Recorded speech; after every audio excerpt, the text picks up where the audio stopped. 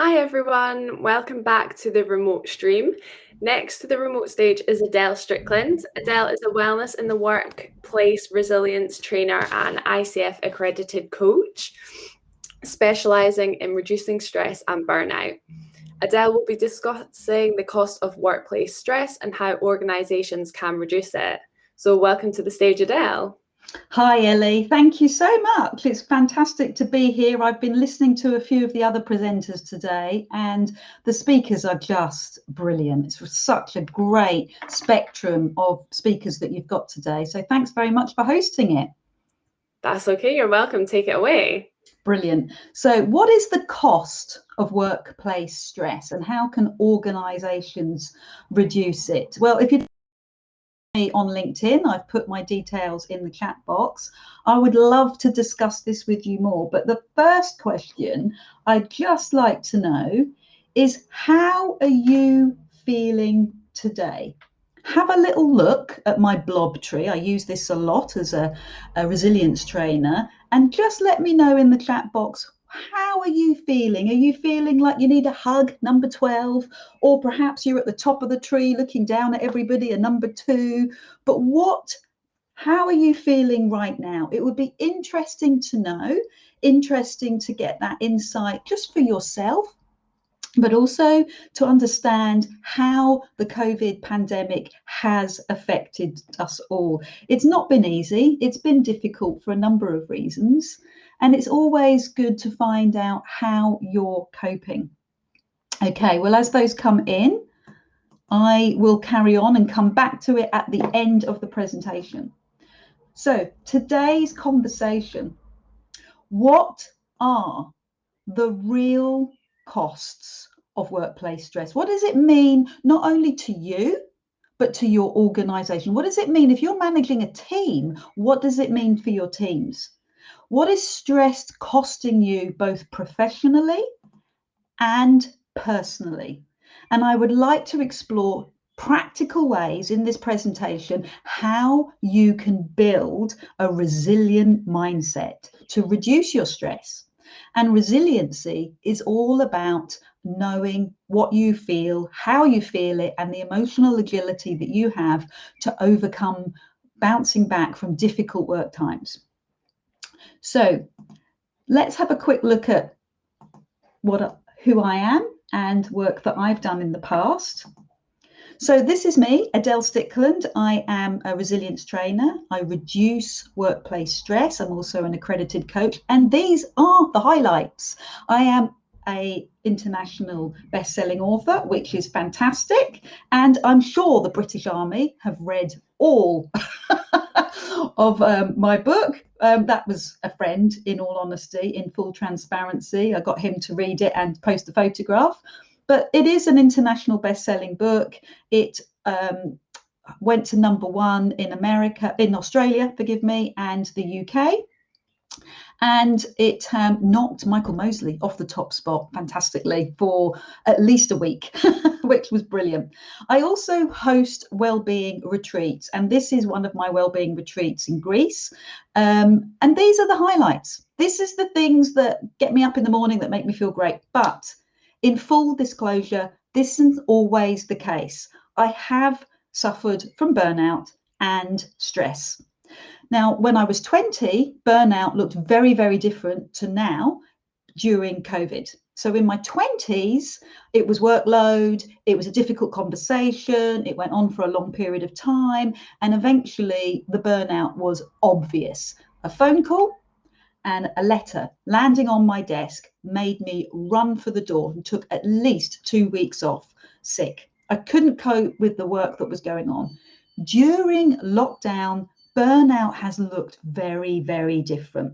Lots of organizations that I'm talking to have talked about burnout looking like a loss of ability to figure out what's going on in terms of reduced productivity and increased presenteeism. And I too, like everybody else, has suffered from that. Difficulty getting out of bed, feeling that momentum is disappearing, going for a run, which is always my go-to, and just going into a field and breaking down into tears, not knowing where to go. We've all been there. And I think it's important that we ask our leaders to be transparent. When we're transparent, we get more from the people that we work with. So, in full transparency, how do you feel? What is the statement that best reflects your daily life at the moment? A, is it a crazy busy blur? Is it B, busy, productive, and manageable? Or do you feel C, dull, empty, or D, really struggling? It's really important that we understand where we are so that we can feed that back to our resilient leaders, making teams that work. So one of the reasons that we are feeling as we are feeling, and as I've said, I've been the same, is because of this. This is the Kubler-Ross change curve. It's also the grief curve. And when we go through things like the pandemic, we're first initially in shock. We don't know what's going on. We don't know how to deal with it. Then it turns into anger. Then we kind of bargain with ourselves. We make agreements with ourselves. It can go into depression, and then finally we come into acceptance. But the interesting thing is that during your day, during your week, you can go in and out of this constantly.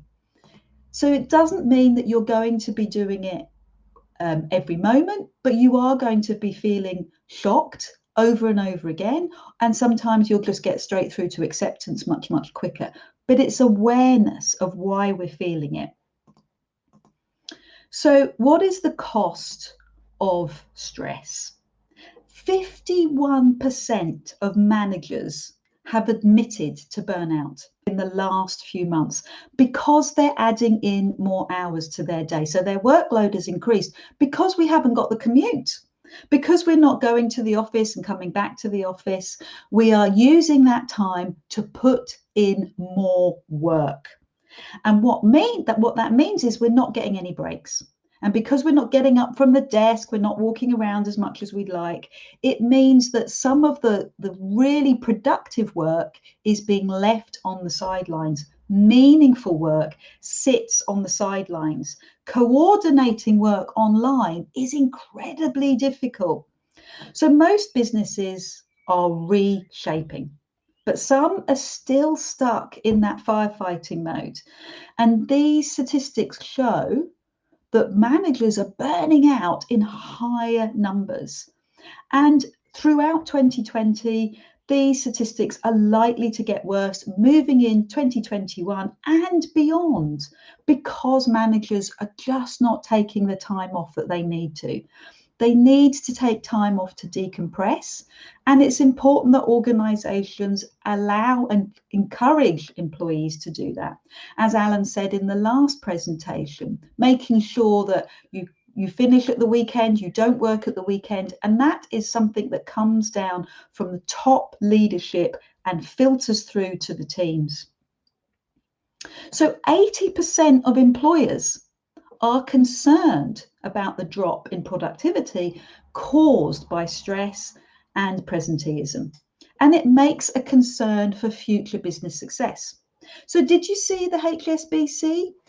Jonathan Frostick, 45 years of age, 3 kids, and whilst working has a heart attack. It was all over LinkedIn. It was over various different platforms as well, mainly because Jonathan held his hand up. And he said, I didn't take the time out for my family. I wasn't taking the time away from my desk. When he was having his heart attack, the biggest realization for him was, oh my word, this is inconvenient. I've got a big project to do tomorrow. Oh dear.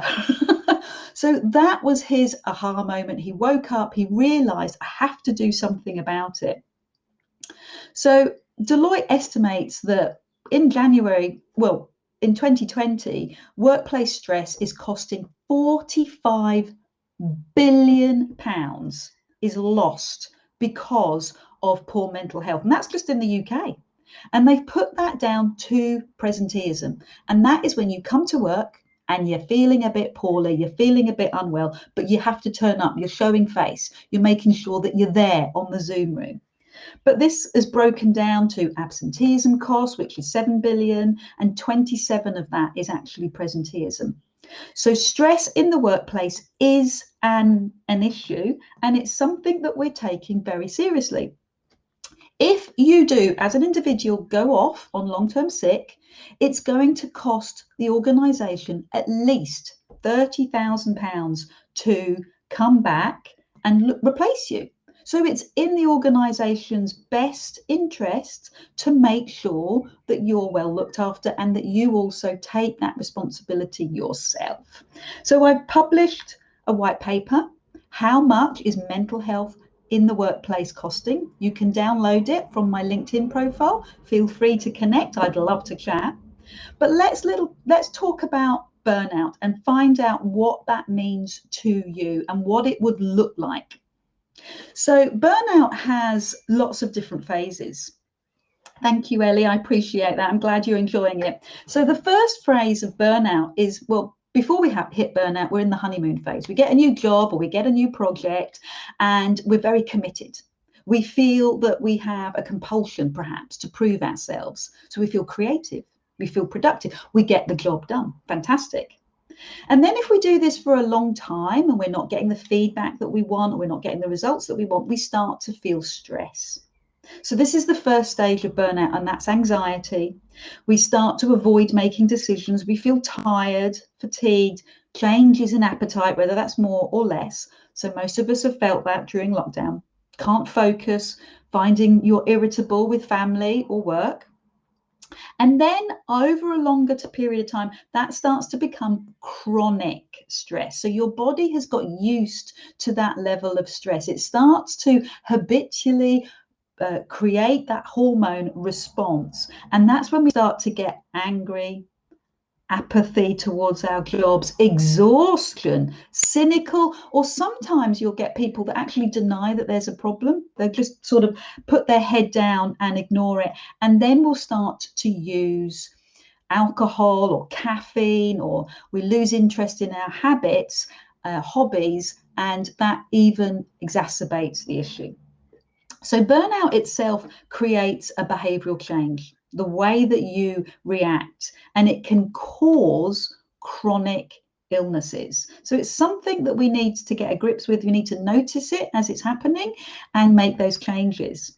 Habitual burnout is when you are on burnout for a long period of time. It has become absolutely embedded in the way that you live. So what can we do? One of the things that I've put together working with organizations is a framework. And this framework has three core elements. It's organizational resilience, it's team resilience, and it's you. It's your interpersonal resilience. I want to break those down very, very briefly. And the way that you combat stress is by pouring attention in all three of these elements.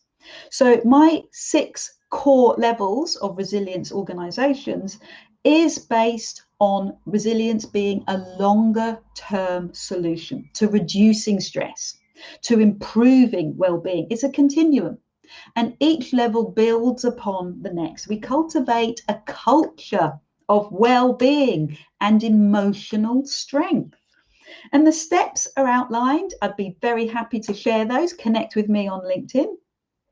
But what we'd work to do is make sure that resilience is bespoke to every organization, because every organization, every sector is different, every culture is different, and it requires an individual approach. Increasing resilience and creating strategies for reducing stress in the workplace. So looking at team resilience, this is creating awareness in the team. This is creating awareness and training that creates behavioral change. So if we've got a team leader that's really looking to fulfill those KPIs, they want to hit targets and they're putting the pressure on, and yet there are team members that can't keep up. So having conversations around that, creating stronger interpersonal skills, not just with the team leader, but also with the team members, because it's important that they put their hands up and say, this is what's affecting me. Team resilience is great fun. I love it. Creating that behavioral change. We use our coaching techniques. We do it in groups of 12 to 15, and we go into little rooms and we talk through how we're going to make those changes. Fantastic. If you want to find out about more, then let me know. So whilst you're here, let's talk about intrapersonal skills. So that's about you. That's how you deal with stress. And that is part of your well-being tools. We talk about emotional, spiritual, your physical, your mental well-being. All of those come together. So going over to the organization resilience, once again, we have those layers. So the first layer is figuring out, what's the culture like? What's going on in your organizations? Peter Drucker always says, strategy will just eat culture alive. If you've got the strategy that you want, but the culture isn't in place, then it's never going to work. So the first thing we can do is look at the culture of the organization. How do we do it? Well, we can do pulse surveys, we can do longer term surveys, we can listen to feedback from employees, we can do really simple conversations that are hosted by a third party that helps us to understand what's going on. Questionnaires, all sorts of wonderful things, just to find what the culture of the organization is like. Then we go through training. Know that the managers, the team leaders have a choice. You have the choice in the way that you decide to cope with your stress and how you deal with your team leaders, with your teams. Level 3 is committing to that choice. So once you understand that that choice is there, knowing what you need to do, and there's lots of training around that, then it's committing to it. And we work into combining and integrating it using lots and lots of well-being strategies, things that we can do. Oh, brilliant. Thank you. So level 4 is all about integrating that work-life balance and then making it consistent, and then going out into the community and making sure that that resilience is there. And for some organizations, that resilience piece in the community is really important. It's your standing in the community. So I'd love to know, what is your toolkit? What do you do for self-care? Do you go running? Do you meditate? I'd be interested. Or is it something that you've just never given any thought to? So here's a little poll. We've had some answers in from the last poll, and most people have said that their lives are very busy. I'm sure that's true. So this poll is about, which statement best describes your self-care? What's your stress reducing tool? I've never given it any choice, I don't know. Or perhaps it's more to do with, it's terrible, but I have too many other demands, or it's an important part of your life, or quite simply, it's something that is not usually too bad. Well, the point that I'm making here is that life is on repeat. If we don't put our self-care in front, if we don't make the choice to make sure that your self-care is important, that your well-being is important, we've outlined why the organizations need to do it, but why you need to do it is that life will repeat itself. We'll keep getting the same problems. We'll keep coming up with the same obstacles and that same way of thinking unless we do something to change it. So what's in your resilience toolbox? What do you use? Brilliant. I'm getting a few answers coming in. I will come back to them. So for instance, do you make it a habit to get up and go to bed at the same time every night? Brilliant. Thanks, Aaron. So his view is C. It's an important part of my life. That is great news. Fantastic news. So what habits do you use? Do you get up or go to bed at the same time at night, just to make sure that your sleep rhythm is strong? Or do you make sure that you drink a lot of water? I do, an awful lot. Are you recording 3 gratitudes? Yes, fantastic. It's an important part of your life. Well, that's why you're here. Fantastic. So resilience, it's a habit. Okay, it's something that once you've made the choice that it's an important part of your life, which I celebrate, that's fantastic, then create the habit. Think of the butterfly effect or the chaos theory. So one little flap of a wing in the Amazon forest can affect the weather in New York. There's a few steps, but the idea is that you start incrementally with your resilience habits, making sure that those habits stack up and they become more important to you. So the neuroscience tells us that we get stuck, we get hooked on the same thought patterns, our belief systems, things that we've grown up with, things that we've heard from our parents or the workplace culture, things like this. They kind of get grained into our thinking. And once you become aware of how you're thinking and the choices that you have around that, then you can create change.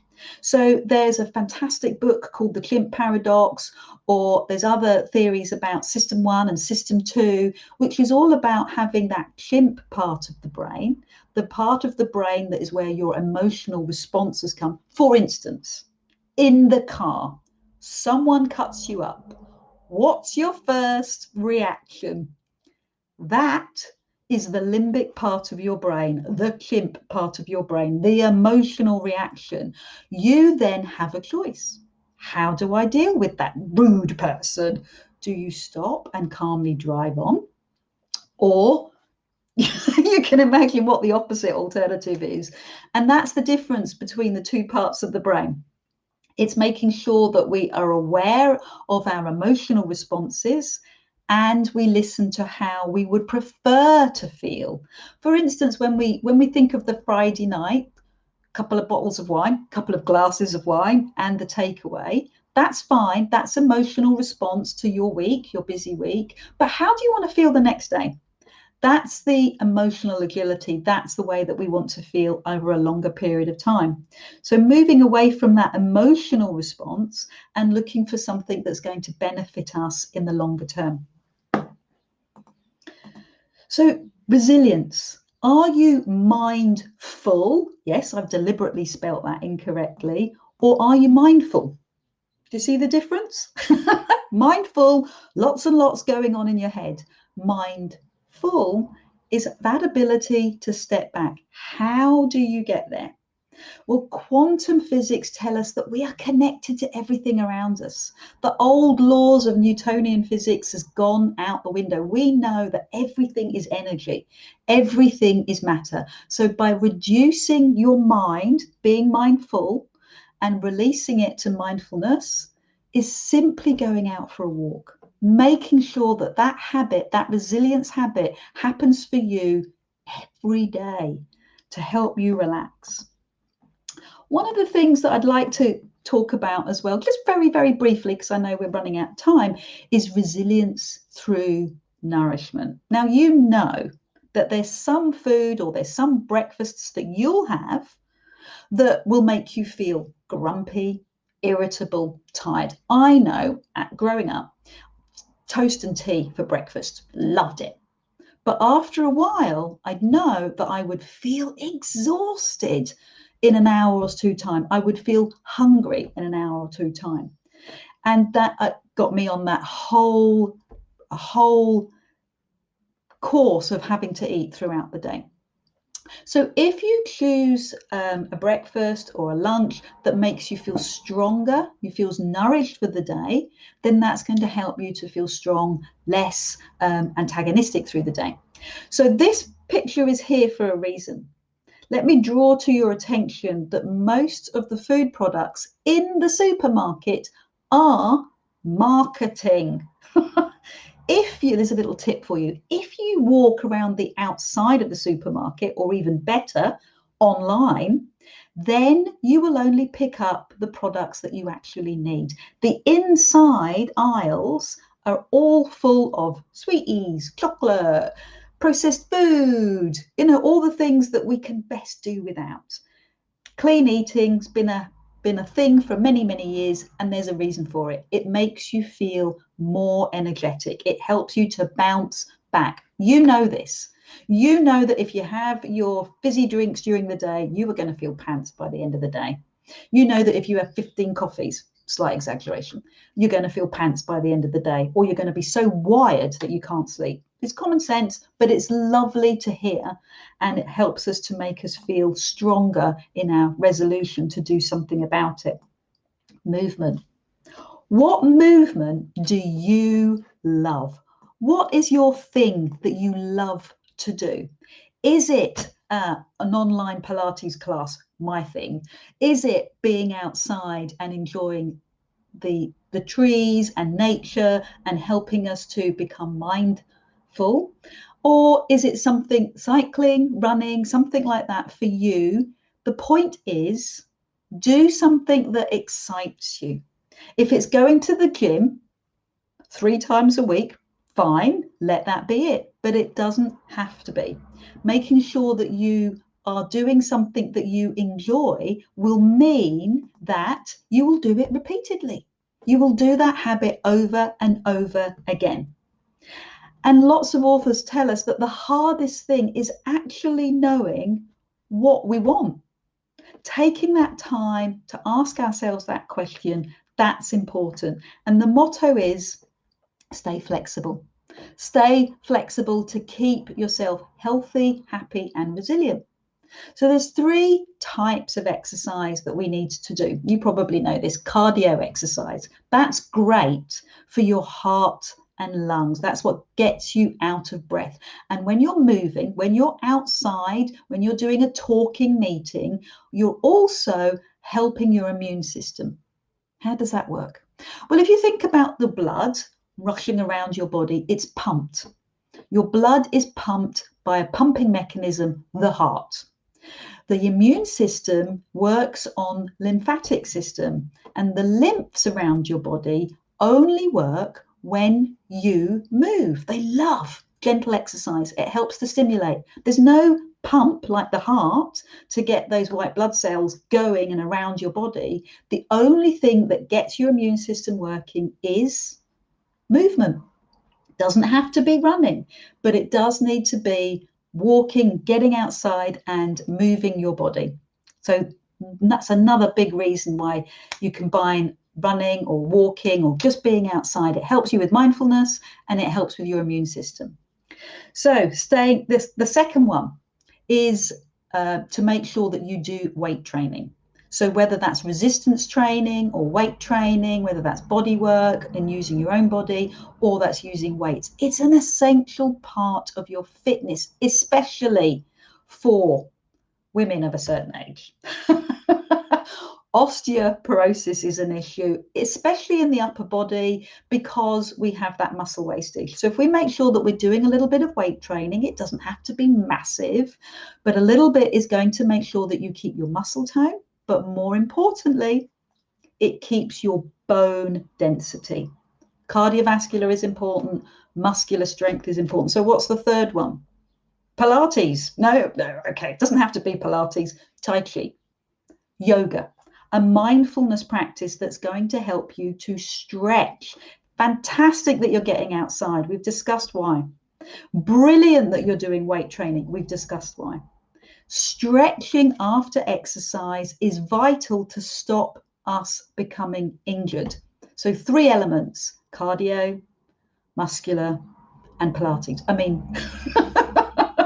something that's going to help you to stretch. So how did you feel when you arrived? And how are you feeling now? What 14-day challenge are you going to do? I'd be interested to know. Are you going to set the intention to create a habit around getting up and going to bed at the same time? Are you going to make sure that you create the habit to go out for your morning walk with the dog? Or maybe you're going to do a meeting every day or every week that is outside, a walking meeting. I would love to know what you think in the chat box. In the meantime, I'm just going to put my details in there and find out what's working for you.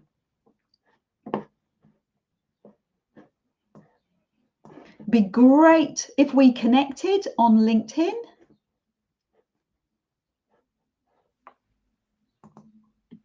Fantastic. Hi, Ellie. Hi, thank you so much for that talk. That was really interesting. I really enjoyed that, Adele. Thank you. Such Thank an you very, very interesting much. And topic. I've done it just in time as well. Perfect. Thank you so much. No problem. I'll let you get on. Thank you so much. Have a lovely day. And you take care. Bye. Bye. Bye.